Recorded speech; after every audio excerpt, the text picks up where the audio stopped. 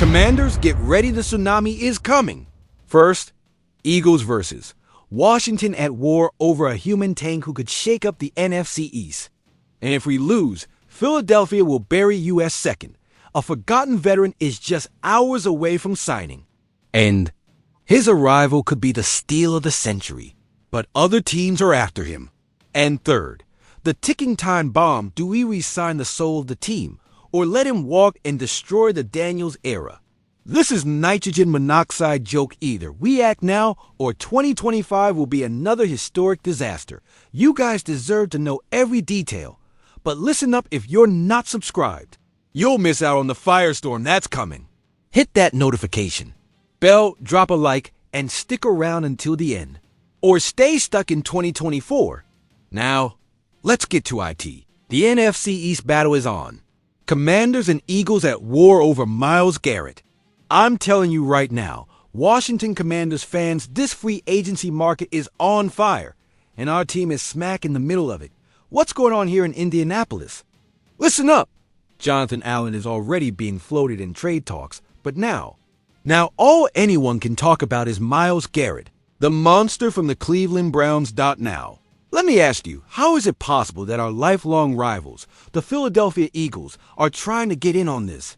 ESPN's Jeremy Fowler just dropped a bombshell. Howie Roseman does not want Garrett in Washington. Of course not. Why? Because Roseman knows Garrett could shift the power in the NFC East. Imagine a player like that on Washington's defensive line. Terry McLaurin tearing it up on offense, Garrett dominating on defense, and the Eagles shaking in their boots. But here's the thing, this isn't just a trade. This is a bidding war between historic rivals. You think the Browns are just going to give Garrett away for peanuts? No way. We're talking about 2 first-round picks on the table. Is it worth it? I'm telling you, yes. A defensive end like Garrett, at 29 years old, still in his prime, is an absolute game changer. Remember what Chase Young did.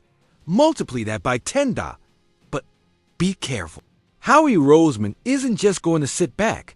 He knows that if Washington lands Garrett, the balance of power in the division tips over. So here's my question, do the Eagles even have the resources to outbid a 2 first-round pick offer? Or is this just a huge bluff to force Washington to overpay? Let me be clear, if Adam Peters, our GM, wants Garrett, he needs to play hard. The Browns don't have leverage. Cleveland is in rebuild mode, and Garrett wants to win. And Washington has more young talent than Philadelphia. But watch out. If Roseman jumps into the bidding war, the price could skyrocket. Are we prepared to sacrifice future draft picks for a superstar player? I'm leaving this right here. A Commanders defensive line with Allen and Garrett would be the best in the NFL. But if the Eagles interfere, this turns into a game of ego. Are we really going to let Philly block us? No. If Garrett wants to be a Commander, Adam Peters needs to strike. Offer the 2 first-round picks, but with condition. If Garrett doesn't perform, Cleveland needs to give something back. And here's my final point. Is Miles Garrett worth it? Absolutely. But at what cost? If we lose these draft picks, can we still build for the long term? Or is this the moment to go all in because our championship window opens right now? And now a question for you, Commanders fans. Would you rather invest 2 first-round picks in Miles Garrett to take over the NFC East? Or keep those picks and build a young, future-proof team? Is Amari Cooper about to land in Washington and take you to the Super Bowl? Here's what I'm saying. Come on, Commanders fans. Do you think Adam Peters is ready to pull another ace out of his sleeve in free agency? Because I do. And what if I told you that Amari Cooper, that veteran receiver who went from being a star in Cleveland to a who in Buffalo, might just be the missing piece we need? That's right, family. Listen up. NFL.com analyst Nick Shook said it loud and clear. Yeah, 2024 was a forgettable year for Cooper. But do you remember 2023? Of course you do. 1,154 yards, 8 touchdowns, and that was with a quarterback before Jaden Daniels. Now imagine him lining up with Terry McLaurin, with Jaden launching 60-yard bombs. That's pure fire, Commanders fans. But wait, is a 31-year-old receiver coming off a disastrous season worth it? I ask you, do you want another Jahan Dotson? Another uncertain project? No way. Cooper has 4 1,000-yard seasons in 5 years, experience in championship games, and the best part, he won't cost a fortune. Risk? Zero. Potential? A total game changer. And what happened in Buffalo? Put yourself in his shoes. He arrives midseason to a team with no direction, with Josh Allen forcing passes to Diggs. Of course he disappeared. But here in Washington, he'd have a purpose. Be McLaurin's Robin. Teach Luke McCaffrey how to break secondaries and give you that win-now mentality we lacked in the NFC title game. Now, here's what I'm throwing at you. Bobby Wagner and Zach Ertz came in 2024 chasing rings. And what did they do? They elevated the locker room. Cooper would do the same. A leader in the receiver room? Yes. A guy who knows what it's like to fall in a championship game and burn for a comeback? Double yes. But watch out. If Cooper demands a massive contract, Adam Peters better not pick up the phone. This is a low-cost, HIGA reward deal or nothing. And if he signs for $6 million a year, that's a steal. My verdict? Sign him now. A hungry veteran, a quarterback with swagger, and a team 60 minutes away from the Super Bowl. This is the formula, Commanders. And now I ask you, is Amari Cooper worth the risk, or should we look for young talent in the draft? Are we ready for what could be Washington's biggest move of the offseason? Because I've got news that will send this fan base into a frenzy. Remember Terry McLaurin? The man who wears the C on his chest, who plays like every catch is his last, and who just had his best season with Jaden Daniels. Bet you can't guess what the front office is cooking up with him. GM Adam Peters made a statement today that, while modest, sounds like fireworks before the Big Bang to me. When asked about a possible contract extension for McLaurin, he replied, "Congrats to Terry on his wedding.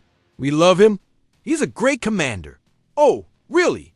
Commanders fans, I'm telling you, that's classic front office talk for we're moving in silence, but we know what needs to be done. McLaurin is under contract until 2025, but let me be clear.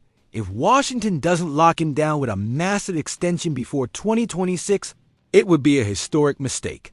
Now I ask you, do you really think they're going to let go of an all-pro who just put up 1,400 yards and 12 touchdowns with a telepathic connection to his star QB? Right in the middle of the Jaden Daniels era, when they're one win away from the Super Bowl? Come on, McLaurin isn't just a player, he's the heart of this team. Without him, there's no miracle in the NFC Championship. Without him, there's no leader in the locker room. And guess what else? If Washington plays with fire here, the entire league will line up to throw a Brinks truck at him in free agency. But wait, is the front office holding off to see how his shoulder injury from December heals? I don't think so. McLaurin played heroically in the playoffs despite that pain.